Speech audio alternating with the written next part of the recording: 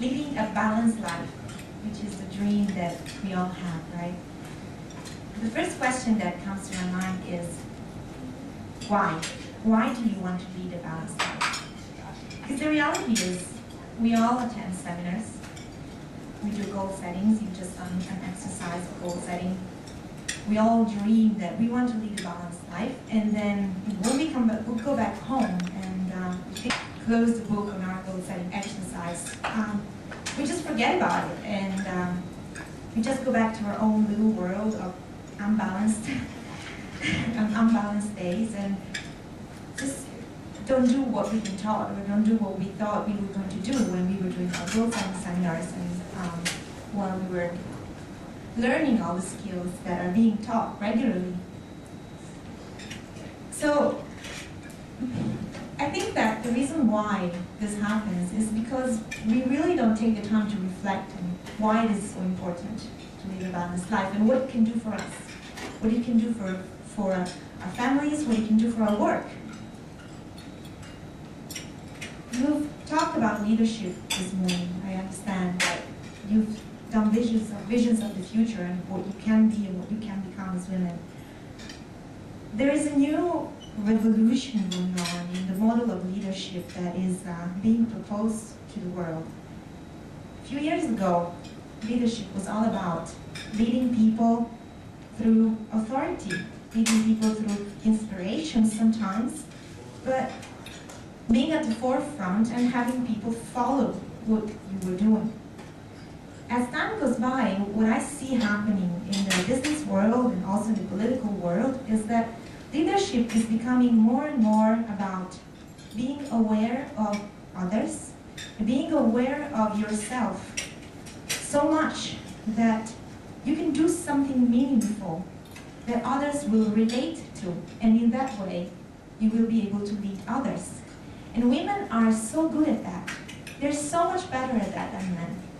They have an authentic and really particular way of leading. And this new model that's being developed is a feminine model of leadership. Now, how does that relate to leading a balanced life? Well, awareness of others and awareness of yourself cannot exist if you don't lead a balanced life. Leading a balanced life allows you to know who you are. It allows you to listen to other people. It allows you to see perspective, to be creative, to make decisions for your future, to do goal-setting seminars and actually go back and be able to achieve those goals.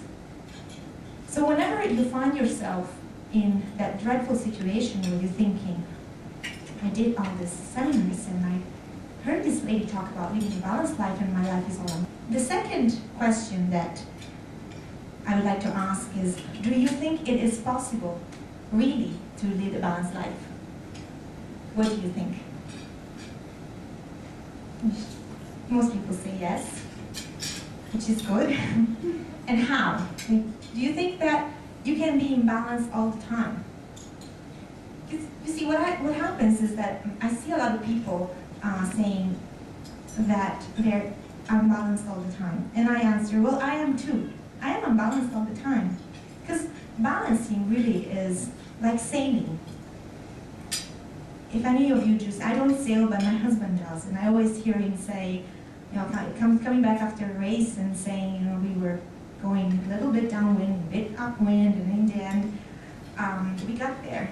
It's not a straight line. You never go in a straight line. You always go a little bit to the left and a little bit to the right. You always have to adjust your trajectory every single moment.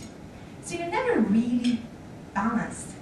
You're always looking for balance. And that is what it is all about. I find myself being unbalanced all the time. Sometimes I dedicate too much time to work. Sometimes I spend a whole weekend writing. I write books. Sometimes I spend more time with my son, and sometimes I spend more time with my son, and sometimes I just spend some time with my husband. I'm never balanced. I just try and see and keep an awareness of what I'm doing so that in the long term, I'm actually doing what I want to do. It takes a lot of discipline though, and it takes a lot of energy. It really takes a lot of energy because you have to watch yourself all the time. It's very easy to just forget where you're going and just go with the flow. It takes a lot more discipline to keep yourself in check every single moment and know what you're doing. Okay, this weekend I am writing. This means that at some point I will have to rebalance the situation by spending more time with my son. This week I've been working late. This means that next week I will rebalance the situation by leaving the office early and doing some other things that I want.